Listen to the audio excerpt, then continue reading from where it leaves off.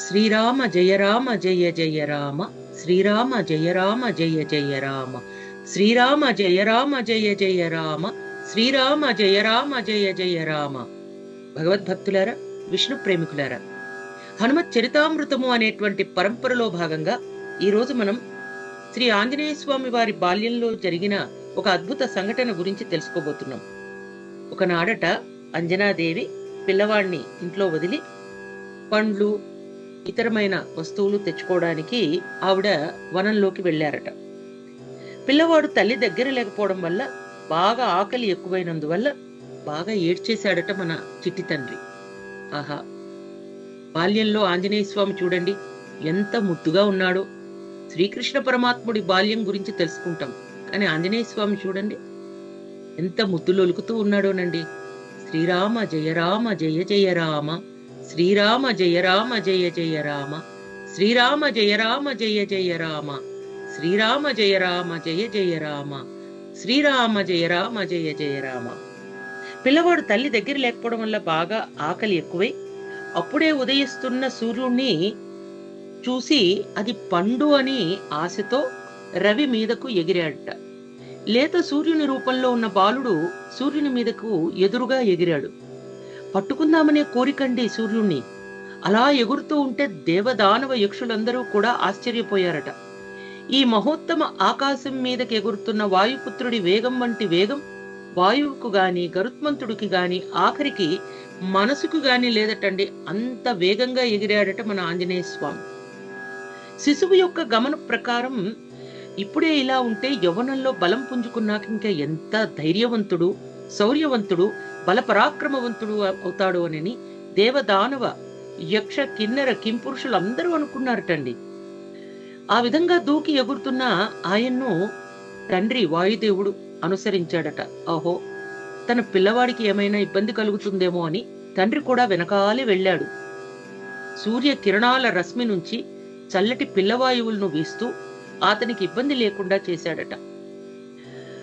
ఈ రీతిన సూర్యరశ్మి చేత మాడిపోతాడేమో రక్షిద్దామని తండ్రి, బలం వల్ల బాల్యం వల్ల ఆ బాలుడు ఆ విధంగా చాలా యోజనాలు అలా ఎగురుకుంటూ వెళ్ళిపోయారు.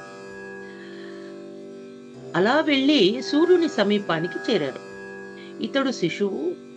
ఆ శిశువుకు అసలు దోషం తెలియదు కాబట్టి ఇతన్ని దహించవద్దు అని సూర్యుడు మన సప్తసప్తి, సవిత, భాస్కరుడు, ఆదిత్యుడు కరుణ చూపించాడట. ఈ పిల్లవాడు సూర్యుని పట్టుకోవడానికి ఎగిరిన నాడే రాహు సూర్యగ్రహణం కూడా వచ్చేసింది.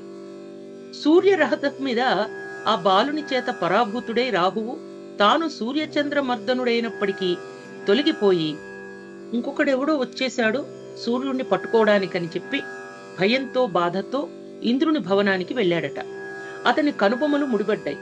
దేవగణాలతో కూడిన ఇంద్రునితో అన్నాడట, ఇంద్ర, చంద్ర సూర్యుల్ని విశేషంగా ఈ గ్రహణము అనేటువంటి అంశం నాకు మాత్రమే అనుగ్రహించబడగా ఇంకొక రాహువు హఠాత్తుగా వచ్చి సూర్యుడిని పట్టుకున్నాడు అని అన్నాడట. ఆ రాహువు మాటలు విని ఆశ్చర్యపోయి ఇంద్రుడు బంగారు హారంతోనే సింహాసనం మీద నుంచి లేచాడు. తర్వాత మదించిన 4 దంతాలతో కైలాస శిఖరంలో ఉన్న ఐరావతాన్ని ఎక్కాడట. ఆ కరీంద్రం పొడవైనది. బంగారు గంటలతో అట్టహాసంగా ఉన్న ఆ ఐరావతం మీద విరాజమానుడై ఇంద్రుడు రాహువును నడపమని విశేషంగా హనుమంతునితో కూడి ఉన్న సూర్యుని దగ్గరకు వచ్చాడు. అలా ఇంద్రుడిని విడిచిపెట్టి రాహు వేగంగా ముందు పరిగెత్తడం కూడా ఇంద్రుడు చూశాడు.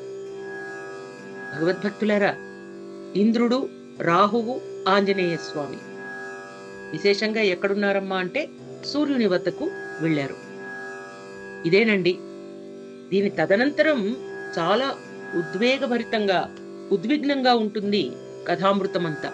అందుకనే ఈ హనుమత్ చరితమును హనుమత్ చరితామృతము అని అంటున్నాం.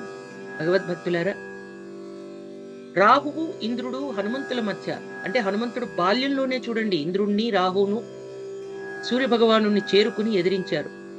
అది ఆయన శౌర్య పరాక్రమాలకు విశేషమైనటువంటి ప్రాభవానికి ప్రతీక.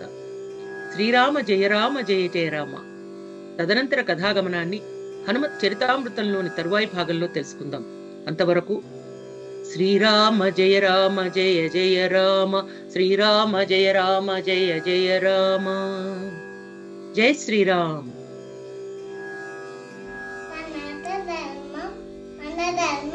డాక్టర్ కే భవానీ మాతాజీ గారి ఛానల్ చూడండి, లైక్ చేయండి, షేర్ చేయండి, కామెంట్ చేయండి. హరే కృష్ణ. జై జై జై జగన్నాథ్. హరే కృష్ణ. మన ధర్మం సనాతన ధర్మం. మన సనాతన ధర్మం ప్రవచనాల ఛానల్ని సబ్స్క్రైబ్ చేయండి, లైక్ చేయండి, షేర్ చేయండి, కామెంట్ చేయండి. హరే కృష్ణ.